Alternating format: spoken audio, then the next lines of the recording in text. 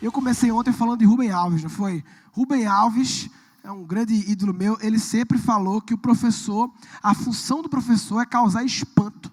Espanto. Enquanto não estiver causando espanto, não está valendo. Então, o espanto é reflexão, é curiosidade, como é que é? É você ficar atento, entendeu? Você não é obrigado a estar na aula, né? Ninguém quis sair no meio do vídeo dele, porque estava causando espanto. Estava espantando, né? Rubem Alves, Alegria de Ensinar, página 28, versículo 3, Rubem disse: as crianças são ensinadas, aprendem bem, tão bem que se tornam incapazes de pensar coisas diferentes. Tornam-se ecos das receitas ensinadas e aprendidas. Tornam-se incapazes de dizer o diferente. Se existe uma forma certa de pensar e de fazer as coisas, por que se dá o trabalho de se meter por caminhos não explorados?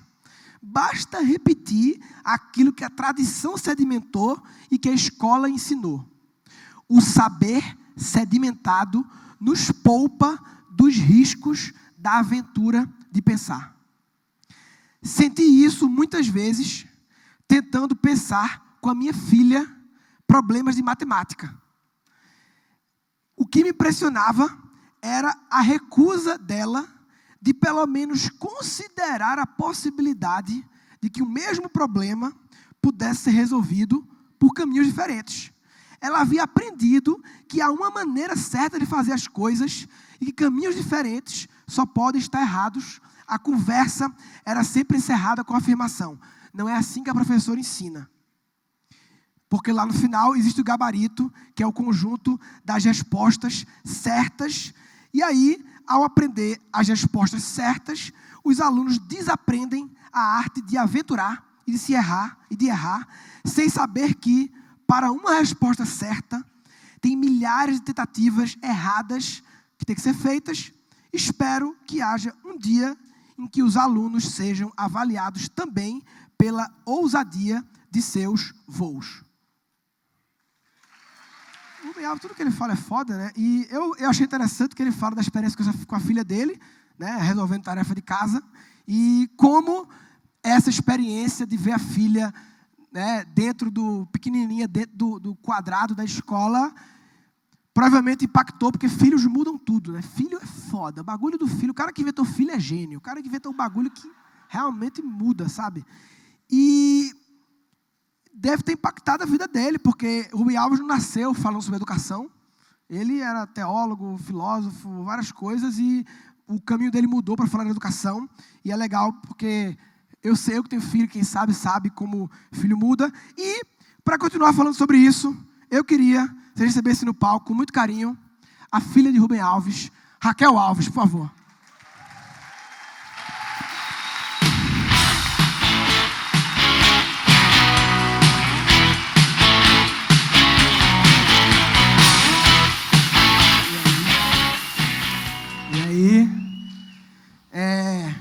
Tudo em ordem? Você lembrava desse texto, não? Bom dia, pessoal. Você lembrava desse texto? Dele, não? Não, né? É texto pra caralho. É muita coisa escrita. Murilo, eu trouxe aqui para você o primeiro livro que eu escrevi. Ah, livro seu? Crisálida, a cigarra que gostava de primavera. Que massa. Obrigado. Uma coisa doida, porque a vida vai apresentando umas coisas pra gente inesperadas. A última coisa que eu esperava porque, assim, sempre falavam para mim, né? Me perguntavam como que é ser filha do Rubem Alves, e eu respondia: eu não sei, eu nunca tive outro pai para comparar, né? E aí, essa coisa, como que é ser filha do seu pai? Não dá para responder. Mas e aí, você escreve? Não, eu não escrevo, eu sou arquiteta. Não, mas você não quer escrever também? Não. Eu tenho a minha identidade, o meu negócio é arquitetura, paisagismo. E, então, eu não quero saber de escrever, não. Mas aí, depois que meu pai morreu, tudo começou a mudar. E eu comecei, mesmo tendo negado a vida inteira, eu comecei a ter vontade de escrever. E eu tenho 8 histórias escritas, mas só essa publicada. Legal. Então, quem sabe, né? A gente nunca sabe. Em que momento o Rubem começou a falar de educação? Assim, porque, conta um pouco resumidamente, O que ele fazia e mudou para cá, e a sua relação com ele, e a influência. Eu falei de uma possível influência sem saber profundamente, baseado nas palavras, mas fala a sua visão agora disso. Tá. O meu pai, se eu pudesse defini-lo em uma palavra, seria ruptura. Ele rompeu com tudo que é ortodoxo, tudo que se ensinou que deve pensar, e foi graças a isso que ele se deu a liberdade de pensar os próprios pensamentos dele, que é o que a gente está falando tanto aqui. Eu aprendi isso a duras penas, já quando ele estava bem velhinho. Eu, como arquiteta, sempre fui incumbida de deixar o apartamento dele organizado, só que ele tinha aquele monte de quadro, um monte de coisa, tal, ele queria tudo. Era uma missão impossível deixar tudo bonito, tal, mas tanto que ele pediu, eu falei, tá bom, pai. Peguei e arrumei o apartamento inteiro dele. Estava feliz, assim, estava parecendo apartamento decorado de arquiteto. E deu uns 10 dias, eu entrei no escritório dele para cumprimentar ele, ele estava escrevendo, e eu olhei na parede, pá, a minha cabeça de arquiteto assim, foi para o chão. Ele tinha pegado um papel, sulfite, surrado, colou, juro, com cola, penado na parede. Porque mandar emoldurar, ia dar muito trabalho e tal. Aí eu assim, pai, eu não acredito, acabei de mandar pintar o apartamento, o que aconteceu? Aí ele falou, eu gostei da paisagem. E aí eu me dei conta como a gente olha para a parede, olha para o dinheiro que a gente gasta. E ele estava olhando para a alma dele. Ele só estava olhando para a paisagem, era um jardim que tinha ali impresso no papel. E isso é só uma cena, mas representa todo o ser dele. Ele era a primeira alma, completamente comprometido com a essência dele. E o resto se fez. Então, assim, quando fala assim, que momento que aconteceu as coisas, não existe, né? Levou um tropeção, caiu, levantou, já era outra coisa. Mas esse comprometimento dele com a vida e com ele, fez ele mudando e aceitando as mudanças. Então, ele sempre foi não era defensor, ele era completamente contra livro de autoajuda. Inclusive, você me ajude a quebrar isso, porque eu estou começando a aceitar os livros de autoajuda. Por quê? Porque ele abdicou dos sonhos dele a vida inteira para se entregar à vida, para olhar o que a vida apresentava. Porque, às vezes, a gente enfia na cabeça da gente, o meu sonho é esse. E a gente tem que aprender a ceder ao sonho para conquistar uma coisa muito maior. Se ele não tivesse abdicado do sonho dele, ele teria morrido pianista, e não escritor. Então, o que foi acontecendo? Ele, quando adolescente, ele foi para o Rio de Janeiro. E, bom, meu pai, na infância, ele foi, não é muito pobre, é paupérrimo mesmo. Criança que tinha brinquedo com sabugo de milho. Não tinha nada. Morava numa casa de pau a pique, com um rato andando no sótão. E daí meu avô melhorou de vida e eles mudaram para o Rio de Janeiro. E aí o que aconteceu? Meu pai conheceu o maldito bullying, porque ele era um caipira que falava porta, carne. Chegou no Rio, com sotaque completamente diferente, num colégio de criança rica. Ele não sabia se comportar como os outros, então ele começou a sofrer muito com a questão do bullying. E aí ele se refugiou na igreja. A comunidade da igreja serve muito como acolhedora. E ali ele se sentia normal. Nessa época, ele andando na rua viu uma propaganda de um pianista, Brailovsky. E aí ele não lembra como que ele arrumou dinheiro, foi lá, assistiu o concerto do Brailovsky e olhou e falou assim, eu quero ser pianista. E assim foi indo a vida dele, de uma forma muito assim, entregue à vida. Então, o que aconteceu? Ele estudava 8 horas por dia para tocar piano. Ele tocava piano bem, tocava.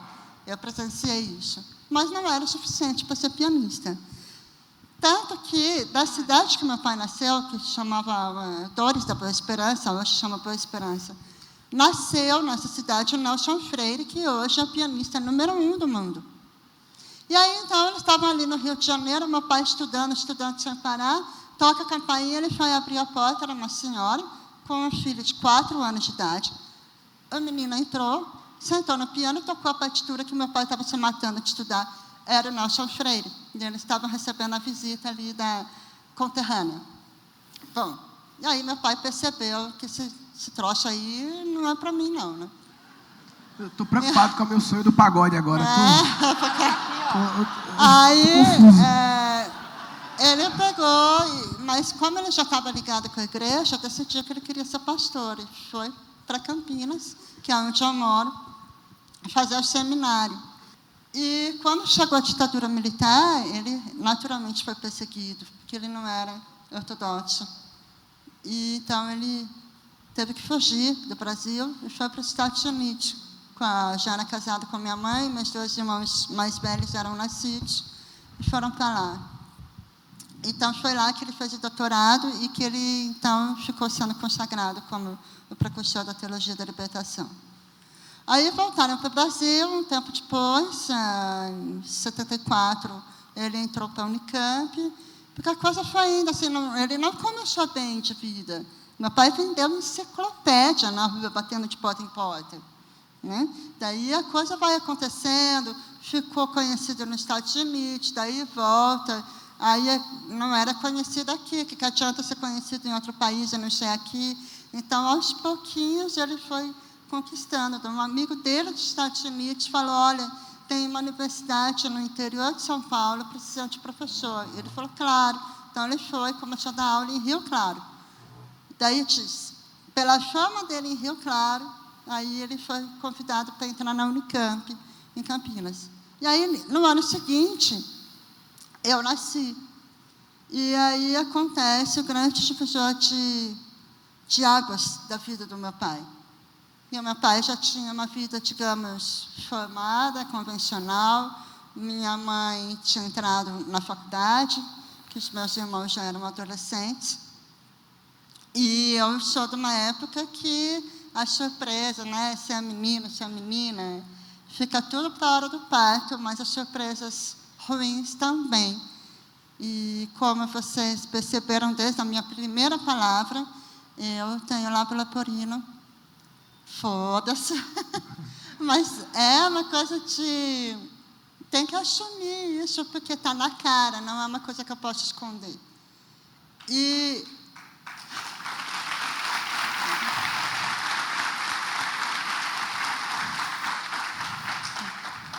eu ia deixar para falar isso no final, mas acho que vocês podem imaginar. Então, se eu também não sofri muito bullying na escola, e a última coisa que eu imaginei algum dia foi que eu fosse pegar um microfone e falar para o público.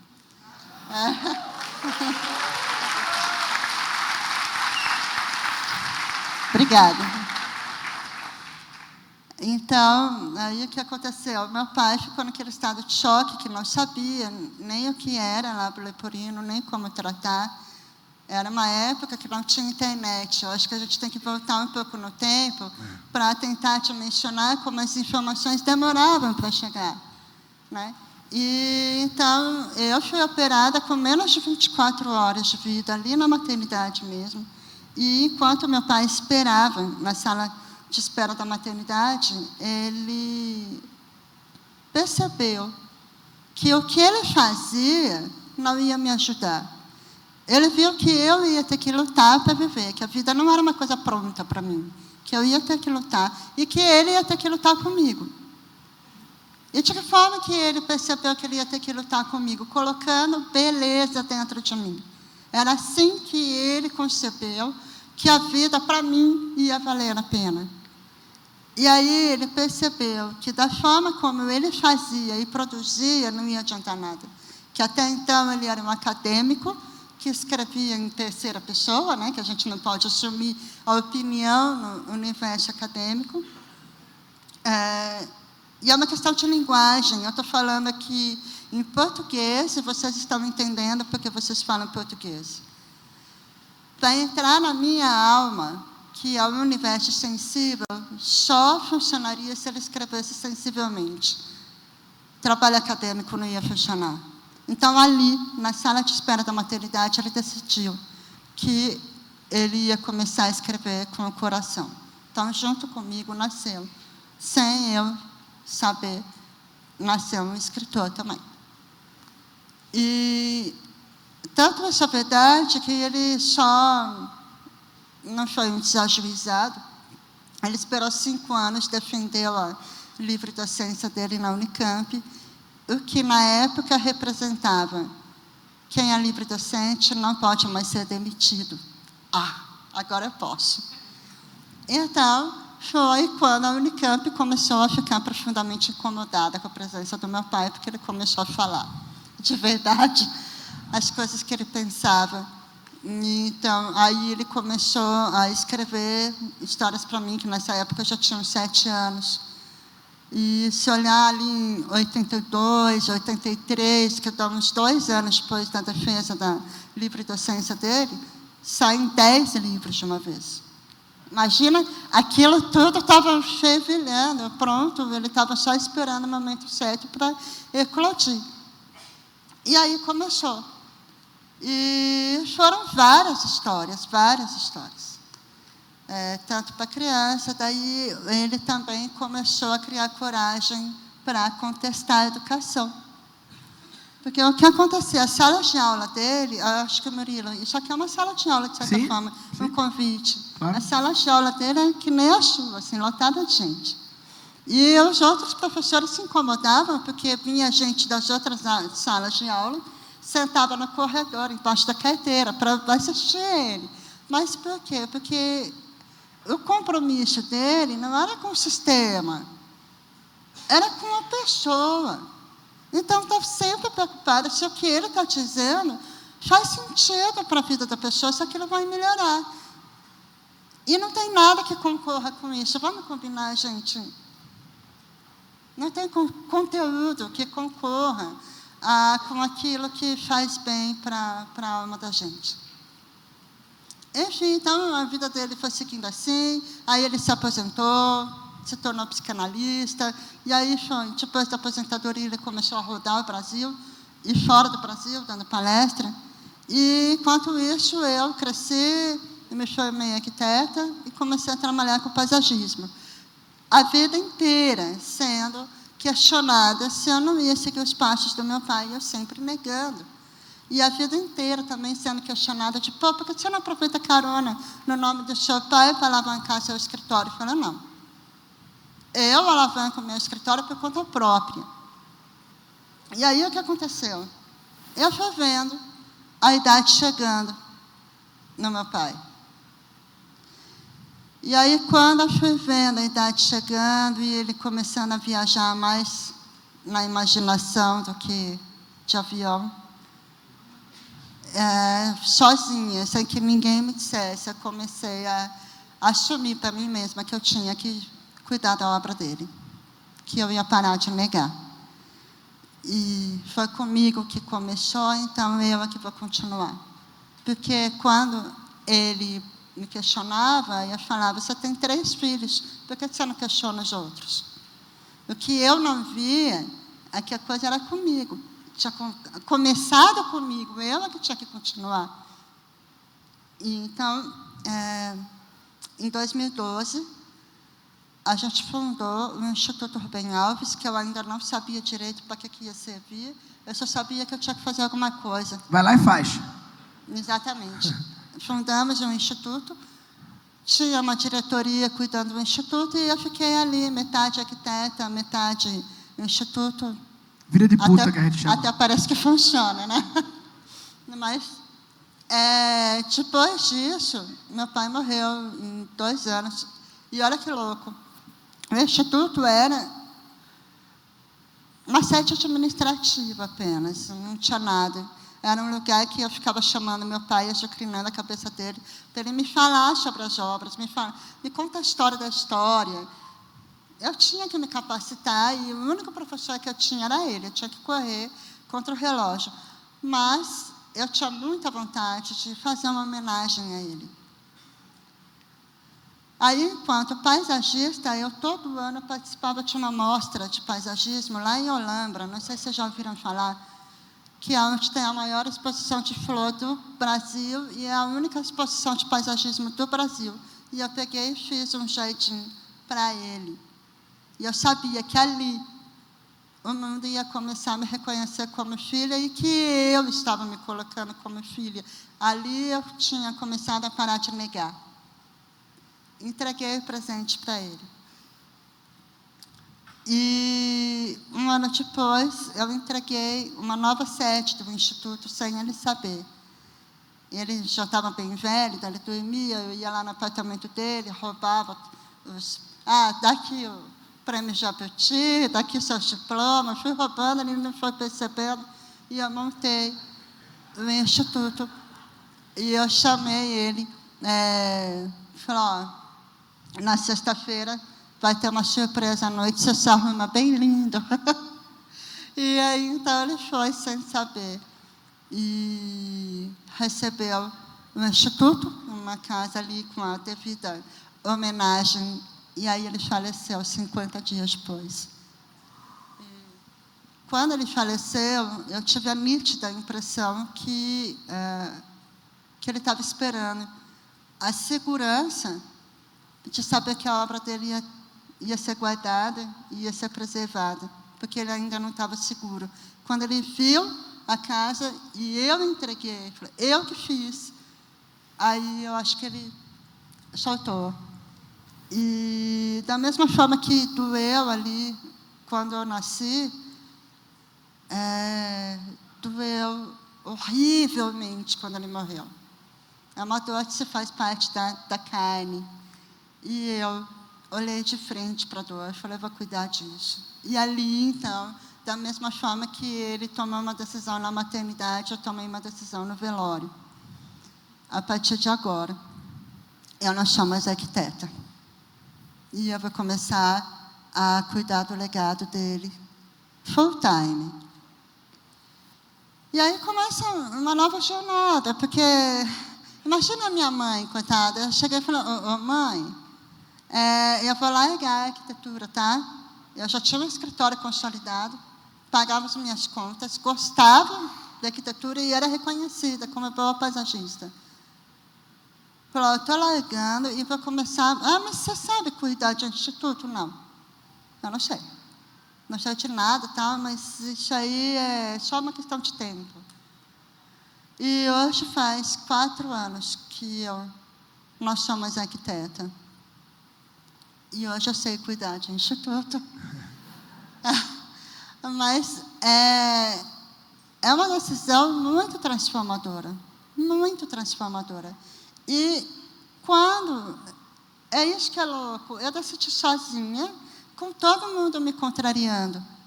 Não, se for pensar, não é devidamente ajuizado, né?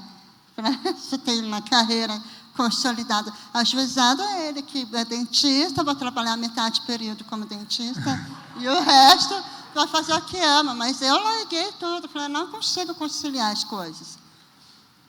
E foi assim que eu me tornei o que eu me tornei. Meu pai dizia que ele se tornou o que tornou, porque tudo que ele planejou deu errado. Então, ou seja, ele soube largar os sonhos dele na hora certa. Eu também larguei o meu sonho de ser paisagista para fazer uma coisa que eu não esperava. E a vida é tão doida que eu falei assim, eu não enxergo. E como que eu ia estar no mundo como arquiteta paisagista, que eu tinha que dirigir o dia inteiro, entrar nas obras? Eu estaria literalmente lascada, para não falar outra palavra. Né? Pode. Mas aí a vida me colocou e eu aceitei isso. Eu aceitei entrar num mundo desconhecido e, por mais se algum dia vier ficar cega, eu não vou ficar, mas independente disso, o futuro do instituto não está ameaçado, e nem o meu.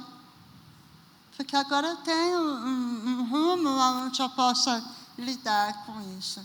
Então, o que eu queria falar para vocês tenham coragem de assumir a própria opinião, de vocês, tenham a coragem de ser quem vocês são. Eu tive a coragem e é profundamente libertador. É libertador. Quando eu viro e falo assim, não, eu vou dar palestra. E os incomodados que se incomodem. E até hoje eu ainda não ouvi alguém falando, essa mulher não podia dar palestra. Muito pelo contrário. É libertador. E aí eu acho que quando a gente se liberta, os horizontes se abrem. Eu tenho coragem.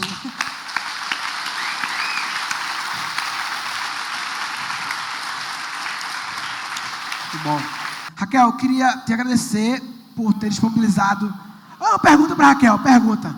Pergunta para Raquel, então. O negócio é o seguinte, quando você falou que você desistiu de um sonho seu, tipo assim, você pegou meu cérebro e deu uma disrupção no meu cérebro aqui, porque tudo que eu venho absorvendo esses tempos, é que, a gente tem que seguir o nosso sonho, não importa muito, assim, importa, mas assim, foda-se o resto, sabe? Então, eu queria saber como que a gente lida desse fato de largar o nosso sonho de lado. É uma pergunta tanto para você ou para o Murilo, será para quem? Como que a gente lida com o fato de largar o nosso sonho de lado para fazer uma parada que agregue maior valor ao outro e, tipo assim, que vai ser maior do que você, agregar maior valor ao outro, mas você vai ter que deixar o seu sonho de lado. Como que você luta com a sua voz interna?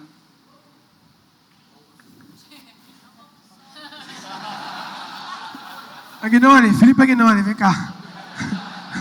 Olha, gente, é o seguinte, vocês estão aqui num evento falando de coragem e tal.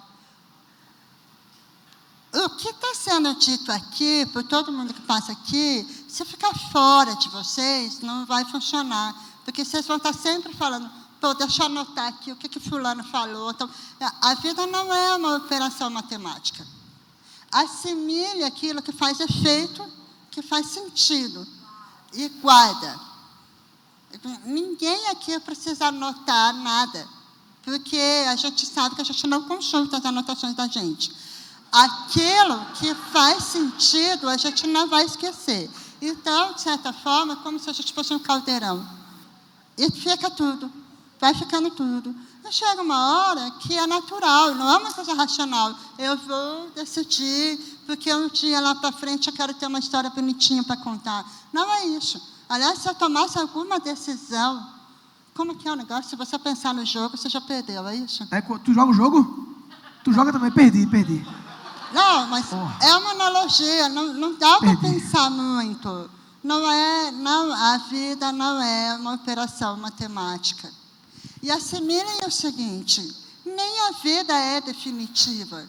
Mas que raio a gente tem a mania de achar que as nossas decisões são definitivas? Caramba, a gente muda de ideia, se não deu certo, volta.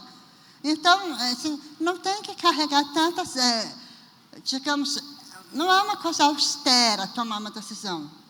Porque se a gente se arrepender, volta.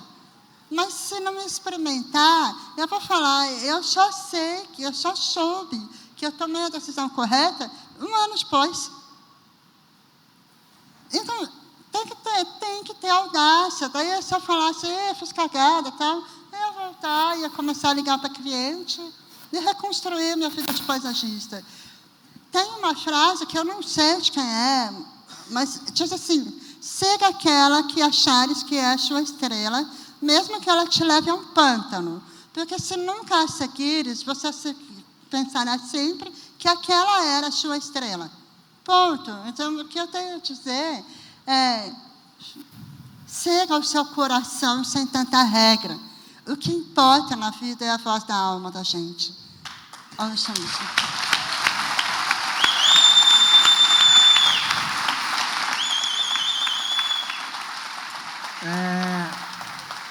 Raquel, muito feliz de você estar aqui, desse nosso encontro aí, em cima, 2 semanas antes do evento, esse e-mail e essa oportunidade de ter essa troca com a galera aqui, tá muito massa.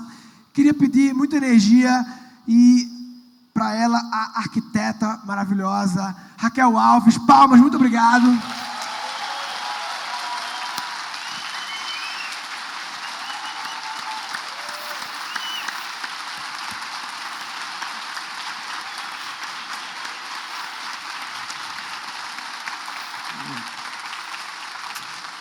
Obrigado. Tchau, gente.